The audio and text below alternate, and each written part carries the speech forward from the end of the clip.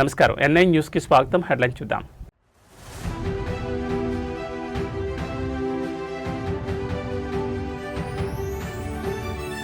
మార్కాపురంలో ఘోర అగ్ని ప్రమాదం. బస్సు టిప్పర్ ఢీకొని 13 మంది సజీవ దహనం.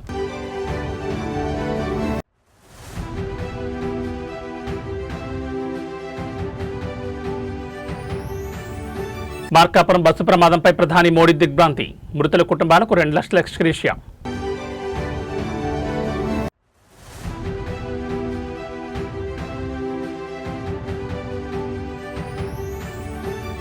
రాష్ట్రానికి 2.19 లక్షల కోట్ల పెట్టుబడులు. దావోస్ పర్యటనపై సభలో మంత్రి శ్రీధర్ బాబు.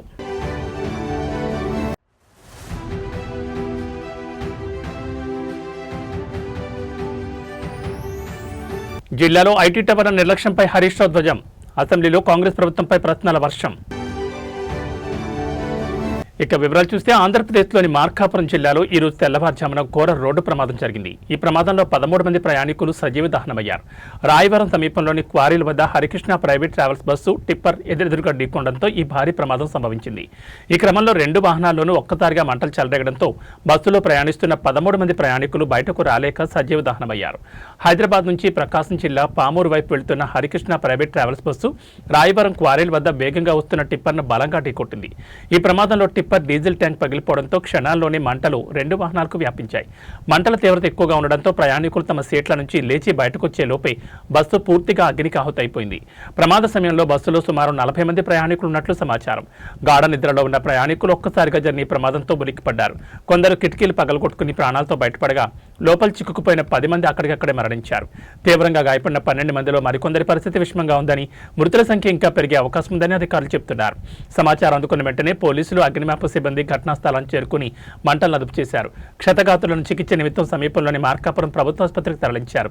మృతదేహాలు పూర్తిగా గుర్తుపట్టలేనంతగా కాలిపోవడంతో వారిని గుర్తించడం పోలీసులకు సవాల్గా మారింది.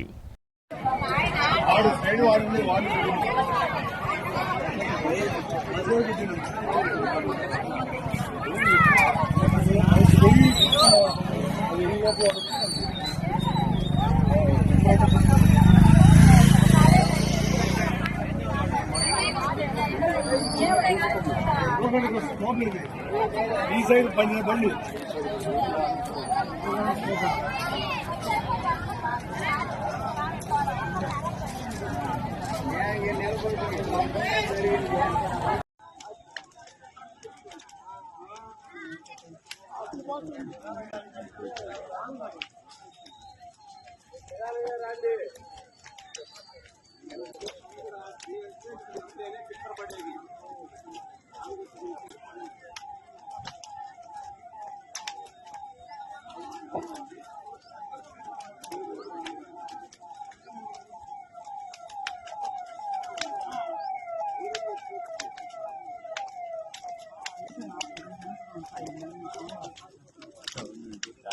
ఆంధ్రప్రదేశ్లోని మార్కాపురం జిల్లాలో జరిగిన ఘోర బస్సు ప్రమాదంలో 13 మంది ప్రాణాలు కోల్పోగా మరో 27 మందికి గాయాలయ్యాయి. వారిలో 6 పరిస్థితి విషమంగా ఉన్నట్లు అధికారులు తెలిపారు. కాగా ఈ ఘోర ప్రమాదంపై ప్రధాని నరేంద్ర మోడీ తీవ్ర దిగ్భ్రాంతిని వ్యక్తం చేశారు. ఈ ప్రమాదంలో ప్రాణాలు కోల్పోయిన వారి కుటుంబాలకు తన ప్రగాఢ సానుభూతిని తెలిపారు. మార్కాపురంలో జరిగిన ప్రమాదం అత్యంత విషాదకరం. తమ ప్రియతములను కోల్పోయిన కుటుంబాలకు నా ప్రగాఢ సానుభూతి, సంతాపం తెలియజేస్తున్నాను. గాయపడిన వారిని త్వరగా కోలుకోవాలని ప్రార్థిస్తున్నానని ప్రధాని ట్విట్టర్ వేదికగా పేర్కొన్నారు. అలాగే బాధితులను ఆదుకునేందుకు ప్రధాని మోడీ తక్షణ ఆర్థిక సహాయాన్ని ప్రకటించారు. ప్రధానమంత్రి జాతీయ సహాయ నిధి నుంచి మరణించిన వారి కుటుంబాలకు 2 లక్షల చొప్పున ఎక్స్గ్రేషియా అందించనున్నట్లు తెలిపారు. అలాగే ఈ ప్రమాదంలో గాయపడిన వారికి 50,000 చొప్పున ఆర్థిక సహాయం అందజేయనున్నట్లు వెల్లడించారు. ప్రమాద బాధితులకు మెరుగైన వైద్యం అందేలా చూడాలని అధికారులను ఆదేశించారు.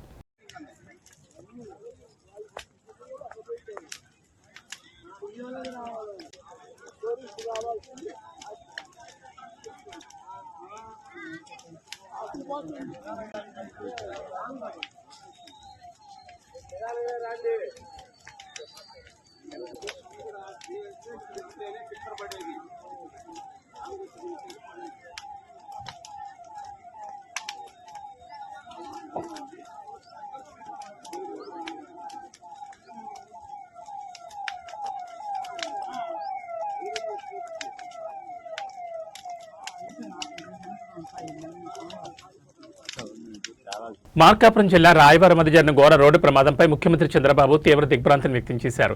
టిప్పర్ను ప్రైవేట్ ట్రావెల్స్ బస్సు ఢీకొనడం, మంటలు చెలరేగి అందులోని ప్రయాణికులు సజీవ దహనం కావడంపై ఆయన తీవ్ర ఆవేదన వ్యక్తం చేశారు. ప్రమాద విషయం తెలిసిన వెంటనే ముఖ్యమంత్రి మార్కాపురం జిల్లా యంత్రాంగంతో ఫోన్లో మాట్లాడారు. క్షతగాత్రుల పరిస్థితి ఎలా ఉందని అధికారులను అడిగి తెలుసుకున్నారు. గాయపడిన సుమారు 20 మందిని వివిధ ఆసుపత్రులకు తరలించి చికిత్స అందిస్తున్నామని అధికారులు వివరించారు. మృతుల సంఖ్య ఇంకా పెరిగే అవకాశం ఉందన్న సమాచారంపై సీఎం చంద్రబాబు ఆందోళన వ్యక్తం చేశారు. ప్రమాదానికి గల కారణాలపై తక్షణమే దర్యాప్తు జరిపి పూర్తి నివేదిక అందజేయాలని జిల్లా పోలీసు యంత్రాంగాన్ని ముఖ్యమంత్రి ఆదేశించారు. బాధితులకు మెరుగైన వైద్యం అందేలా చూడాలని, మృతుల కుటుంబాలకు అండగా ఉండాలని అధికారులకు సూచించారు.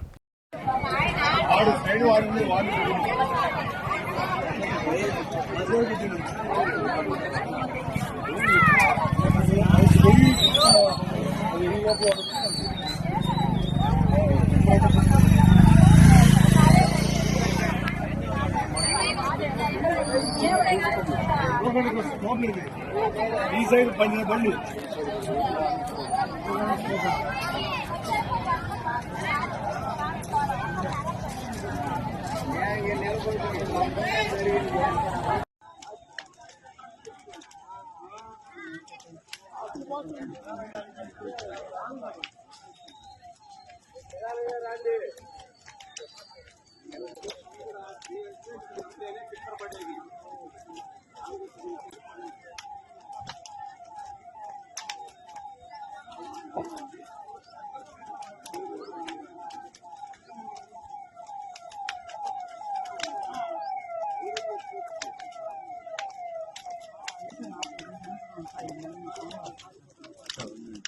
మార్కాపురం బస్సు ప్రమాద ఘటనపై సీఎం రేవంత్ రెడ్డి తీవ్ర విచారం వ్యక్తం చేశారు. 13 మంది ప్రయాణికులు సజీవ దహనం అవ్వడం, కొందరు తీవ్రంగా గాయపడడం పట్ల షాకు గురయ్యారు.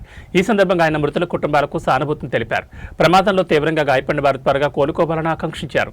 బస్సు తెలంగాణలోని నిర్మల్ నుంచి నెల్లూరు వైపు వెళ్తున్న నేపథ్యంలో ప్రమాదంలో మృతి చెందిన క్షతగాత్రుల వివరాలను ఏపీసీఎస్ నుంచి తెలుసుకోవాలని సీఎస్ రామకృష్ణారావును ఆదేశించారు. గాయపడిన వారికి మెరుగైన వైద్యం అందించాలని సీఎం రేవంత్ రెడ్డి ఏపీ ప్రభుత్వానికి విజ్ఞప్తి చేశారు.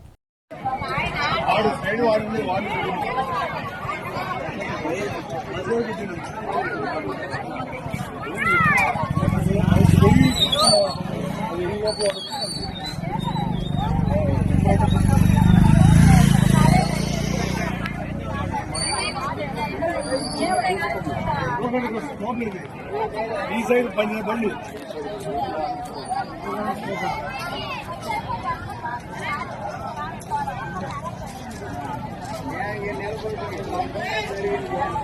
ప్రకాశం జిల్లా మార్కాపురం సమీపంలో జరిగిన రోడ్డు ప్రమాదంపై రాష్ట్ర ఐటీ విద్యాశాఖ మంత్రి నారా లోకేష్ తీవ్ర దిగ్భ్రాంతిని వ్యక్తం చేశారు. రాయవరం వద్ద టిప్పర్ ప్రైవేట్ బస్ ఢీకొన్న ఘటనలో పలువురు ప్రయాణికులు సజీవ దహనం కావడం తనను తీవ్రంగా కలిచివేసిందని ఆయన ఆవేదన వ్యక్తం చేశారు. ఈ మేరకు గురువారం సోషల్ మీడియా వేదికగా స్పందించారు. ఈ దుర్ఘటన అత్యంత బాధాకరమని లోకేష్ పేర్కొన్నారు. ప్రమాదంలో గాయపడిన వారికి అవసరమైన అత్యున్నత వైద్య సాయం అందించాలని ఇప్పటికే అధికారులను ఆదేశించినట్టు తెలిపారు. క్షతగాతులకు అవసరమైన వైద్య సాయంపై ఇప్పటికే అధికారులకు ఆదేశాలు జారీ చేయడం జరిగింది. గాయపడిన వారు త్వరగా కోలుకోవాలని కోరుకుంటున్నారని తన పోస్టులో పేర్కొన్నారు. ప్రమాదంలో మరణించిన వారి కుటుంబాలకు ప్రభుత్వం అన్ని విధాలుగా అండగా ఉంటుందని భరోసా ఇచ్చారు. మృతుల కుటుంబ సభ్యులకు తన ప్రగాఢ సానుభూతిని తెలియజేశారు.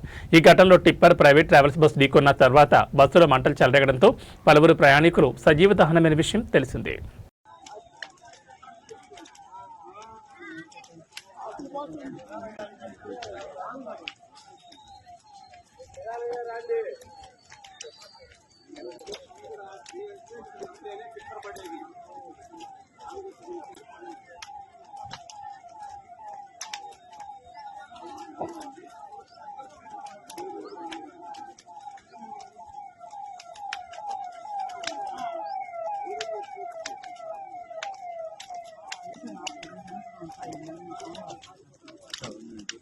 రోడ్డు ప్రమాదాలు జరిగినప్పుడు క్షణాల్లో స్పందించి ప్రాణాలు కాపాడాల్సిన అత్యవసర సేవలు నిమ్మకు నీరెత్తినట్లు వ్యవహరిస్తే ఎంతటి అనర్థం జరుగుతుందో చెప్పడానికి మార్కాపురంలో జరిగిన బస్సు ప్రమాదమే నిదర్శనంగా కనిపిస్తోంది. ప్రమాదం జరిగిన సమయంలో సహాయం కోసం ఆర్తనాదాలు చేసినా ప్రభుత్వ యంత్రాంగం నుంచి సరైన స్పందన లేకపోవడంపై బాధితులు తీవ్ర ఆగ్రహం వ్యక్తం చేస్తున్నారు.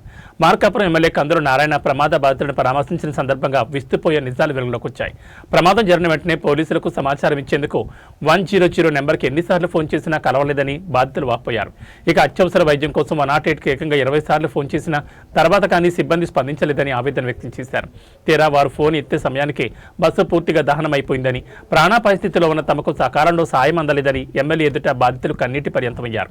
అత్యవసర సేవల విభాగంలో నెలకొన్న ఈ తీవ్ర నిర్లక్ష్యంపై విచారణ జరిపించాలని, బాధ్యులపై కఠిన చర్యలు తీసుకోవాలని ఎమ్మెల్యే కందులు నారాయణ ప్రభుత్వం డిమాండ్ చేశారు. బాధితులకు అన్ని విధాలా అండగా ఉంటామని ఆయన భరోసా ఇచ్చారు.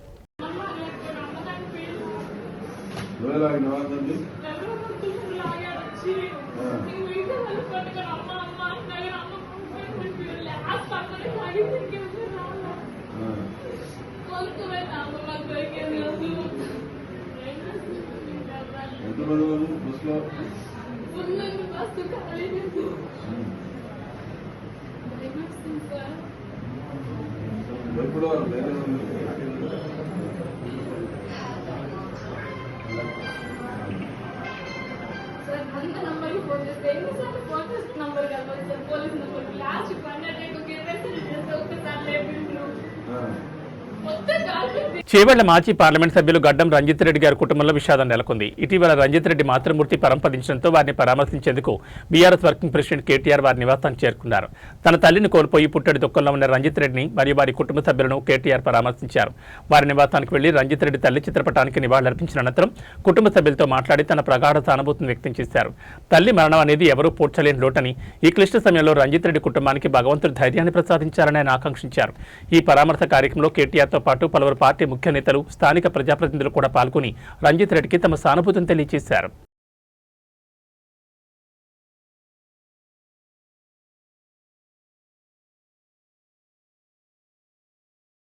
2024-25 దావోస్ పర్యటనలో భాగంగా రాష్ట్ర ప్రభుత్వం మొత్తంగా 2.19 లక్షల కోట్ల పెట్టుబడులను సముపార్జించిందని మంత్రి శ్రీధర్ బాబు తెలిపారు. ఇవాళ సభలో దావోస్ పర్యటనలో భాగంగా రాష్ట్రానికి వచ్చిన పెట్టుబడులపై బీజేపీ సభ్యులు అడిగిన ప్రశ్నలకు ఆయన సమాధానం చెప్పారు. మొత్తం 44 ఎంఓయూలను వివిధ కంపెనీలతో కుదుర్చుకున్నామని పేర్కొన్నారు. ఆయా పెట్టుబడుల గ్రౌండింగ్ వివిధ దశల్లో ఉన్నాయని, ఫలితంగా కొత్తగా 68,150 మంది నిరుద్యోగులకు ప్రత్యక్షంగా ఉపాధి లభించనుందని తెలిపారు. 2024లో 18 ఎంఓయూలతో రాష్ట్రానికి 40,232 కోట్ల పెట్టుబడులు రాక 2025లో 26 ఎంఓయూలతో 1,78,950 కోట్లు కలుపుకుని మొత్తం 44 ఎంఓయూలతో 2,19,182 కోట్ల పెట్టుబడులు వచ్చాయని అన్నారు. అయితే దావోస్ పర్యటనలో భాగంగా 81,800 కోట్లు పెట్టుబడి పెట్టేందుకు ఎంఓయూలు కుదుర్చుకున్న 6 కంపెనీలకు ఇప్పటికే భూములు కేటాయించామని చెప్పారు. ఈ ప్రక్రియ ద్వారా ప్రభుత్వానికి 1,540 కోట్ల ఆదాయం సమకూరిందని వెల్లడించారు. ఇక నిజామాబాద్ ఐటీ టవర్ మొత్తం 681 సీట్ల సామర్థ్యం ఉందని, ప్రస్తుతం అక్కడ 11 కంపెనీలు 276 మంది ఉద్యోగులతో కార్యకలాపాలు నిర్వహిస్తున్నాయని మంత్రి శ్రీధర్ బాబు సభలో ప్రస్తావించారు. పెట్టుబడులు వచ్చినాయి.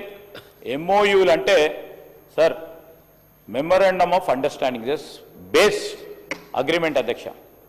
దాని తదుపరి డ్యూ డెలిజెన్స్ చేస్తారు ఇటు మా ఇండస్ట్రీ డిపార్ట్మెంట్. డ్యూ డెలిజెన్స్ ఏంది? వారు సబ్మిట్ చేసిన డిపిఆర్, వారు సబ్మిట్ చేసినాక డిపిఆర్కు సంబంధించి వారికి ఉన్న అనుభవాలను దృష్టిలో పెట్టుకొని, లేకుంటే వారు ఫైనాన్షియల్గా ఎంత స్ట్రాంగ్ ఉన్నారో చూసి నెక్స్ట్ స్టెప్ తీసుకోవడం జరుగుతుంది.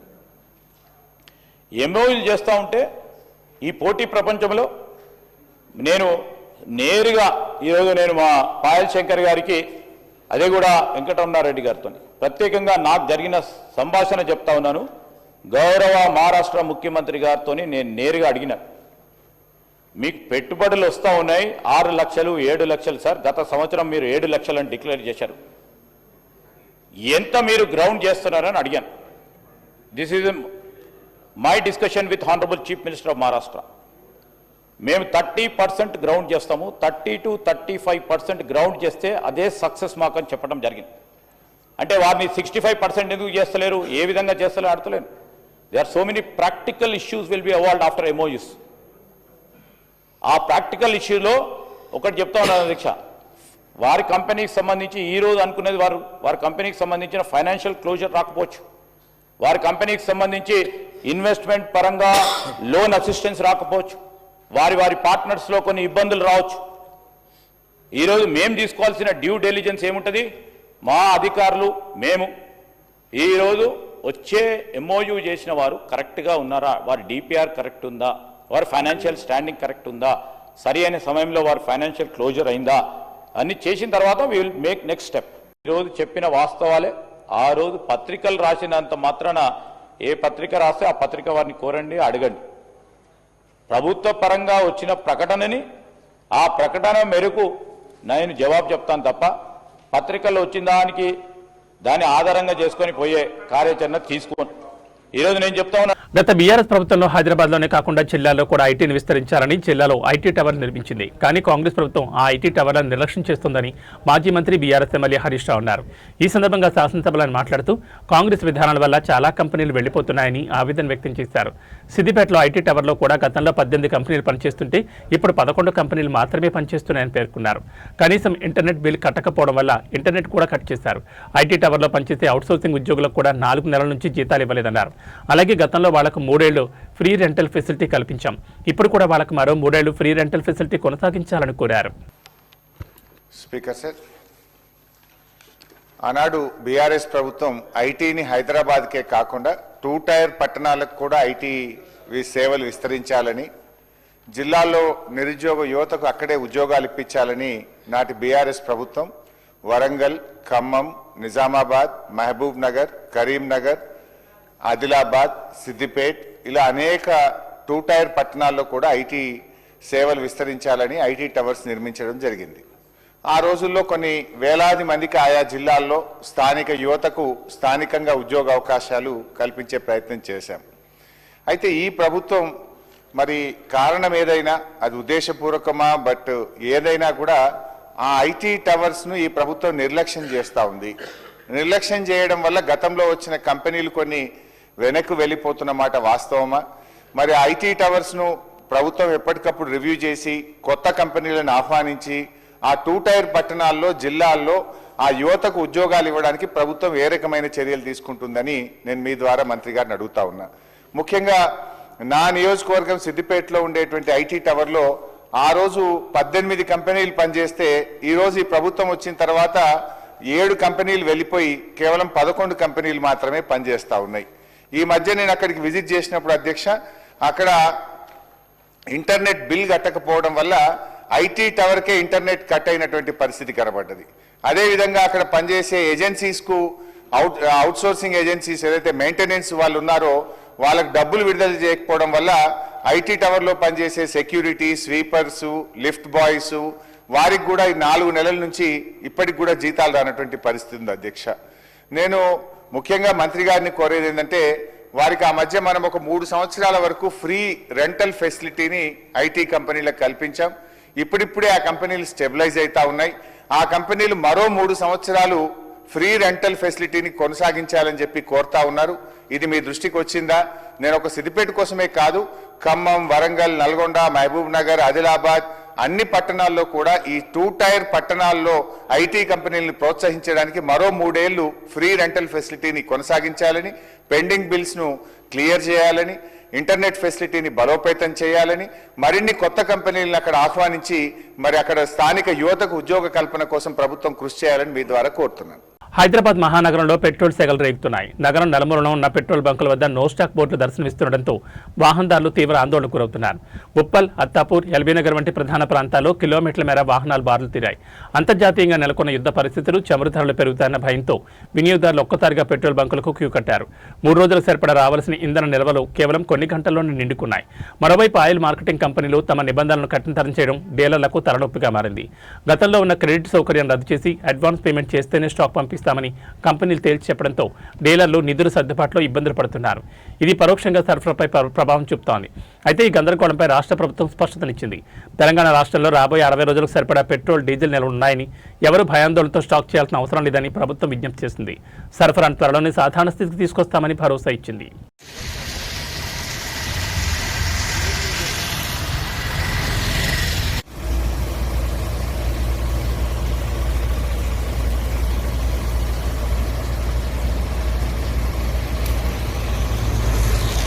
హైదరాబాద్ మహానగరంలో ఇంధన సెగలు చల్లారడం లేదు. రాష్ట్ర ప్రభుత్వం వద్ద సరిపడా నిల్వలున్నాయని స్వయంగా ప్రకటించినప్పటికీ క్షేత్రస్థాయిలో పరిస్థితి అందుకు భిన్నంగా కనిపిస్తోంది.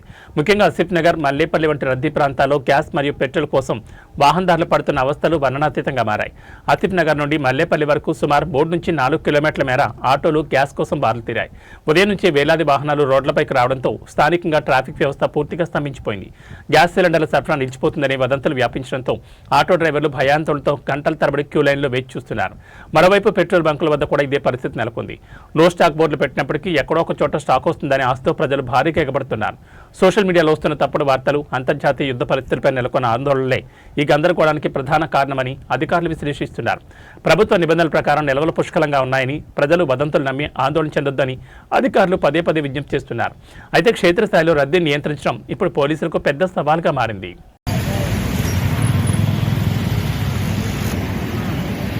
हमारा उस्ताद कौन है मालूम ना।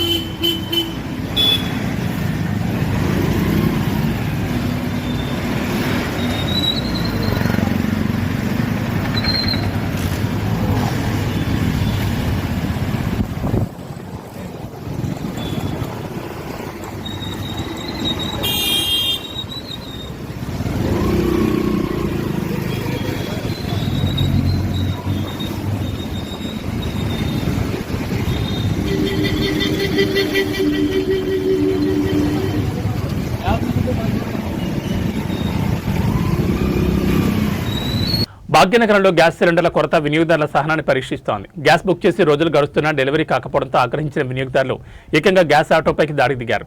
ఫిలింనగర్ పరిధిలోని షేక్పేట్ వద్ద చోటు చేసుకున్న ఈ ఘటన ఇప్పుడు నగరంలో చర్చనీయాంశంగా మారింది. షేక్పేట్ వద్ద గ్యాస్ ఏజెన్సీ నుంచి సిలిండర్లతో బయలుదేరిన ఆటోను కొంతమంది వినియోగదారులు అడ్డుకున్నారు. తమకు గ్యాస్ సిలిండర్లు అందడం లేదని, బుక్ చేసి చాలా రోజులు గడుస్తున్నా ఏజెన్సీ పట్టించుకోవడం లేదని ఆగ్రహం వ్యక్తం చేశారు. ఈ క్రమంలో ఆటోలో ఉన్న సిలిండర్లను బలవంతంగా తీసుకెళ్లేందుకు ప్రయత్నించారు. వెంటనే స్పందించిన ఏజెన్సీ సిబ్బంది స్థానికుల సహాయంతో వారిని అడ్డుకోవడంతో పెద్ద ప్రమాదం తప్పింది. ఈ క్రమంలో సిబ్బందికి మరియు వినియోగదారులకు మధ్య తీవ్రస్థాయిలో వాగ్వాదం చోటు చేసుకుంది. సమాచారం అందుకున్న పోలీసులు ఘటనా స్థలానికి చేరుకుని పరిస్థితిని సమీక్షిస్తున్నారు. గ్యాస్ డెలివరీలో జరుగుతున్న జాప్యంపై అధికారుల పర్యవేక్షణ కరువైందని, తక్షణమే సరఫరాను క్రమబద్ధీకరించాలని స్థానికులు డిమాండ్ చేస్తున్నారు.